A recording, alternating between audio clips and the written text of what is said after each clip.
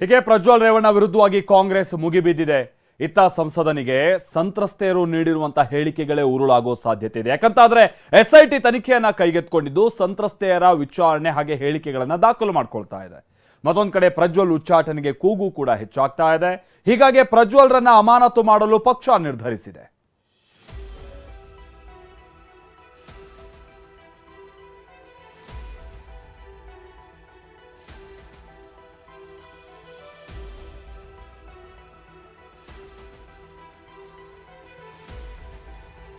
ಪ್ರಜ್ವಲ್ ವಿರುದ್ಧ ಲೈಂಗಿಕ ದೌರ್ಜನ್ಯ ಆರೋಪ, SITಗೆ ಕೇಸ್ ವರ್ಗಾವಣೆ, ತನಿಖೆ ಶುರು.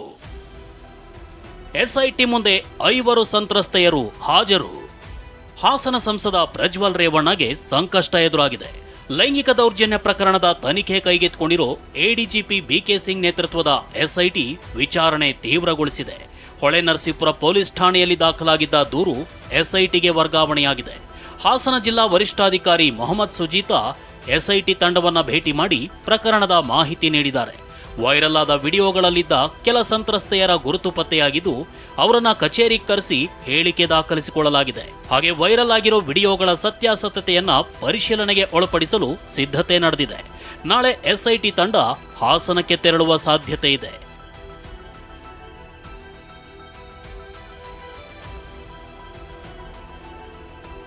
ಇನ್ನು ಈ ಬಗ್ಗೆ ಪ್ರತಿಕ್ರಿಯಿಸಿರೋ ಗೃಹ ಸಚಿವ ಡಾಕ್ಟರ್ ಜಿ ಪರಮೇಶ್ವರ್, ದೂರುದಾರರು ಯಾರ ಮೇಲೆ ದೂರು ಕೊಟ್ಟಿದ್ದಾರೋ ಅವ್ರ ಮೇಲೆ ಕ್ರಮ ಆಗುತ್ತೆ ಎಂದಿದ್ದಾರೆ.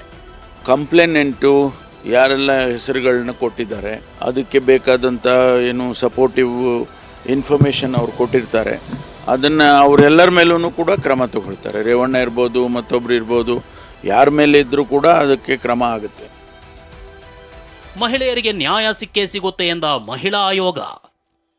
ಇನ್ನು ಪ್ರಜ್ವಲ್ ಮತ್ತು ರೇವಣ್ಣ ವಿರುದ್ಧ ದೂರು ದಾಖಲಾಗಿದೆ. SIT ತನಿಖೆ ನಡೆಸುತ್ತಿದ್ದು ನ್ಯಾಯ ಸಿಕ್ಕೇ ಸಿಗುತ್ತೆ ಅಂತ ಮಹಿಳಾ ಆಯೋಗದ ಅಧ್ಯಕ್ಷೆ ನಾಗಲಕ್ಷ್ಮಿ ಚೌಧರಿ ಹೇಳಿದ್ದಾರೆ. ಅಲ್ಲದೆ ಡೀಪ್ ಫೇಕ್ ವಿಡಿಯೋ ಬಗ್ಗೆಯೂ ತನಿಖೆ ಆಗುತ್ತೆ ಎಂದಿದ್ದಾರೆ. ಸಂತ್ರಸ್ತೆ ಕೊಟ್ಟಿರುವಂಥ ದೂರಲ್ಲಿ HD ರೇವಣ್ಣ ಅವರು ಇದ್ದಾರೆ, ಮತ್ತು ಪ್ರಜ್ವಲ್ ರೇವಣ್ಣನೂ ಇದ್ದಾರೆ. ಜೀವದ ಬೆದರಿಕೆ ಮತ್ತು ಲೈಂಗಿಕ ದೌರ್ಜನ್ಯ ಎರಡರ ಬಗ್ಗೆನೂ ಸಂತ್ರಸ್ತೆ ದೂರನ್ನು ಕೊಟ್ಟಿದ್ದಾರೆ. ಸ್ಪೆಷಲ್ ಇನ್ವೆಸ್ಟಿಗೇಷನ್ ಟೀಮ್ಗೆ ಒಪ್ಪಿಸಿದ್ದಾರೆ. ಆ ಟೀಮ್ನ ಭಾಳ ನಮ್ಮ senior efficient officer BK Singh ಅವರು ಲೀಡ್ ಮಾಡ್ತಾ ಇದ್ದಾರೆ. ನಮ್ಮೆಲ್ಲರಿಗೂ ನಂಬಿಕೆ ಇದೆ ಇದಕ್ಕೆ ನ್ಯಾಯ ಸಿಕ್ಕತ್ತೆ ಅಂತ. ಪ್ರಜ್ವಲ್ ವಿರುದ್ಧ ತನಿಖೆ ಚುರುಕಾಗ್ತಿದ್ದಂತೆ ಉಚ್ಚಾಟನೆ ಕೂಗು. ಕಾನೂನು ಹೋರಾಟಕ್ಕೆ ಸಜ್ಜಾದ HD ರೇವಣ್ಣ ಕುಟುಂಬ.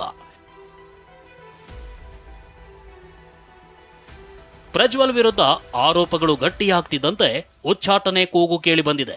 ಗುರುಮಿಟ್ಕಲ್ JDS ಶಾಸಕ ಶರಣಗೌಡ ಮತ್ತು ಸಮೃದ್ಧಿ ಮಂಜುನಾಥ್ ಪಕ್ಷದಿಂದ ಹೊರಹಾಕುವಂತೆ ಒತ್ತಾಯಿಸಿದ್ದಾರೆ. ಹೀಗಾಗಿ ದೇವೇಗೌಡರನ್ನ ಭೇಟಿಯಾಗಿದ್ದ HD ರೇವಣ್ಣ ಪ್ರಕರಣದ ಬಗ್ಗೆ ಚರ್ಚಿಸಿದ್ದಾರೆ ಎನ್ನಲಾಗಿದೆ. ದೇವೇಗೌಡರ ಭೇಟಿ ಬಳಿಕ ಮಾತನಾಡಿದ ರೇವಣ್ಣ, ನಾನು ಹೆದರಿ ಓಡಿ ಹೋಗಲ್ಲ, ಕಾನೂನು ಹೋರಾಟ ಮಾಡ್ತೀವಿ ಎಂದಿದ್ದಾರೆ. ತನಿಖೆಗೆ ಕರೆದ್ರೆ ಪ್ರಜ್ವಲ್ ಬರ್ತಾನೆ ಎಂದಿದ್ದಾರೆ.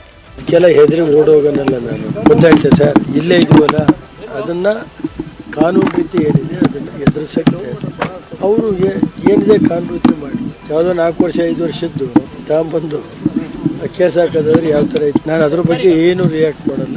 ಮಾಮೂಲಿ ಹೋಗ್ಬೇಕಾಯ್ತು, ಹೋಗಿದ್ದೇನೆ. ಇವರೇನು FIR ಆಗ್ತಾರೆ ಅಂತ ಅವ್ರಿಗೇನು ಗೊತ್ತಿತ್ತ, SIT ಮಾಡ್ತಾರೆ ಅಂತ ಗೊತ್ತಿತ್ತ. ತನಿಖೆ ಕರೆದ ಬರುತ್ತಾನೆ. ಯಾವಾಗ ಅವ್ರು ಈಗ ನೋಡ್ರಿ, ಯಾವಾಗ ಅವರು ಅದು ನಾನು ಇವತ್ತೇನು ಹೇಳಲ್ಲ, ಬಂದಾಗ ಕರೆದ. ಅಮಾನತು ಮಾಡಲು ನಿರ್ಧರಿಸಲಾಗಿದೆ ಎಂದ HD ಕುಮಾರಸ್ವಾಮಿ. ಉಚ್ಚಾಟನೆ ಬಗ್ಗೆ ಪಕ್ಷ ನಿರ್ಧರಿಸುತ್ತೆ ಅಂತ ರೇವಣ್ಣ ಹೇಳಿದ್ದಾರೆ. ಆದರೆ ಈ ಬಗ್ಗೆ ಪ್ರತಿಕ್ರಿಯಿಸಿದ HD ಕುಮಾರಸ್ವಾಮಿ, ಅಮಾನತು ಮಾಡಲು ನಿರ್ಧರಿಸಲಾಗಿದೆ ಎಂದರು. ಇದರ ಬಗ್ಗೆ ತೀರ್ಮಾನ ಮಾಡಾಗಿತ್ತು. ನಾಳೆ ದಿನ ಹುಬ್ಬಳ್ಳಿಯಲ್ಲಿ ಕೋರ್ ಕಮಿಟಿ ಸಭೆಯಲ್ಲಿ ರೆಕಮೆಂಡ್ ಮಾಡಿ, ಯಾಕೆಂದರೆ ಸಂಸತ್ ಸದಸ್ಯರಿಂದ ಡೆಲ್ಲಿಯಿಂದ ಮಾಡಬೇಕು. ಆ ದೃಷ್ಟಿಯಿಂದ ದೇವೇಗೌಡರಿಗೆ ನಾನೇ ಮನವಿ ಮಾಡಿದ್ದೆ. ಅವರು ಸಹ ಅವರಿಗೆ ವಿಷಯಗಳು ಗೊತ್ತಿಲ್ಲ, ನನಗೂ ಗೊತ್ತಿರಲಿಲ್ಲ.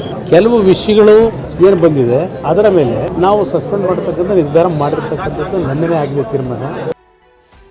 ಕುಟುಂಬ ಯಾಕೆ ತರ್ತೀರಾ, ಅವ್ರು ಸಪರೇಟ್ ಇದ್ದಾರೆಂದ HDK. ಇನ್ನು ಪ್ರಜ್ವಲ್ ಪ್ರಕರಣದಲ್ಲಿ ಇಡೀ ಕುಟುಂಬ ಮತ್ತು HDK ವಿರುದ್ಧ ಕಾಂಗ್ರೆಸ್ ನಾಯಕರು ವಾಗ್ದಾಳಿ ನಡೆಸ್ತಿದ್ದಾರೆ. ಇದಕ್ಕೆಲ್ಲ ಟಾಂಗ್ ಕೊಟ್ಟಿರೋ HDK, ಕುಟುಂಬವನ್ನ ಯಾಕೆ ತರ್ತೀರಾ, ಅವ್ರು ಸಪರೇಟ್ ಇದ್ದಾರೆ, ಅವ್ರು ಎಲ್ಲೋ ಹೋಗ್ತಾರೆ ಅಂತ ಕಾವಲ್ ಕಾಯಕ್ಕಾಗುತ್ತಾ ಅಂದಿದ್ದಾರೆ. ನಾನು ಇದನ್ನೇ ಕಾಂಗ್ರೆಸ್ ನಾಯಕರು ಹೇಳೋದು, ಕುಟುಂಬ ಅನ್ನೋದನ್ನ ಯಾಕೆ ತರ್ತಾ ಇದ್ದೀರಿ? ಇಲ್ಲಿ ವ್ಯಕ್ತಿ ಬಗ್ಗೆ ಚರ್ಚೆ ಮಾಡ್ಕೊಳ್ಳಿ.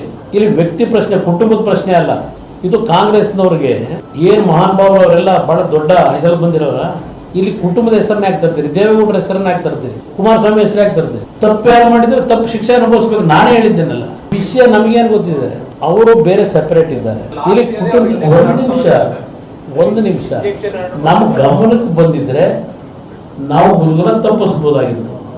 ಇದು ವಿಷಯ, ಇದು ವೈಯಕ್ತಿಕವಾಗಿ ನಡೆದಿರ್ತಕ್ಕಂಥ ವ್ಯಕ್ತಿಯ ಹಿನ್ನೆಲೆ. ಈಗ ಪ್ರತಿನಿತ್ಯ ಅವ್ರು ಎಲ್ಲಿ ಹೋಗ್ತಾರೆ ಎಲ್ಲಿ ಬರ್ತಾರೆ ಅಂತ ಹೇಳಿ ನಾವು ದಿನ ಕಾಯ್ಲಿಕ್ಕಾಗತ್ತಾ? ಮೋದಿ ಅವರು ಪ್ರಜ್ವಲ್ ರೇವಣ್ಣ ಅವ್ರ ಪ್ರಚಾರಕ್ಕೆ ಬಂದಿದ್ರಾ? ಅವರೇನು ಪ್ರಜ್ವಲ್ ರೇವಣ್ಣ ಪ್ರಚಾರಕ್ಕೂ ಬಂದರೆ ಕೇಳಿ ಇಲ್ಲಿ ಮೋದಿ ಅವ್ರಿಗೂ ಇದಕ್ಕೂ ಸಂಬಂಧ ಏನು? ನರೇಂದ್ರ ಮೋದಿ ಅವ್ರಿಗೂ ಇದಕ್ಕೂ, BJP ಪಕ್ಷಕ್ಕೂ ಇದಕ್ಕೂ ಸಂಬಂಧ ಏನು? ಇದನ್ನು ಅಲ್ಲಿಗೆ ಯಾಕೆ ತಾಳೆ ಹಾಕ್ತೀರಿ? ದೇವೇಗೌಡರಿಗೂ ಇದಕ್ಕೂ ಸಂಬಂಧ ಏನು? ಕುಮಾರಸ್ವಾಮಿಗೂ ಇದಕ್ಕೂ ಸಂಬಂಧ ಏನು? ಯಾರು ನಾನು ಮೊದಲೇ ನೆನ್ನೆನೇ ಹೇಳಿದ್ದೇನೆ, ತಪ್ಪು ಮಾಡಿದವರಿಗೆ ನೆಲದ ಕಾನೂನಲ್ಲಿ ಶಿಕ್ಷೆ ಆಗಲೇಬೇಕು ಅಂತ. ಅದೇನೇ ಇರಲಿ, ಸದ್ಯ ಪ್ರಜ್ವಲ್ ರೇವಣ್ಣ ವಿದೇಶದಲ್ಲಿದ್ದು ತನಿಖೆ ಬಳಿಕ ಸತ್ಯಾಸತ್ಯತೆ ಹೊರಬೀಳಲಿದೆ. ಜಗದೀಶ್ ಜೊತೆ ಪ್ರದೀಪ್ ಚಿಕ್ಕಾಟಿ, TV9 ಬೆಂಗಳೂರು.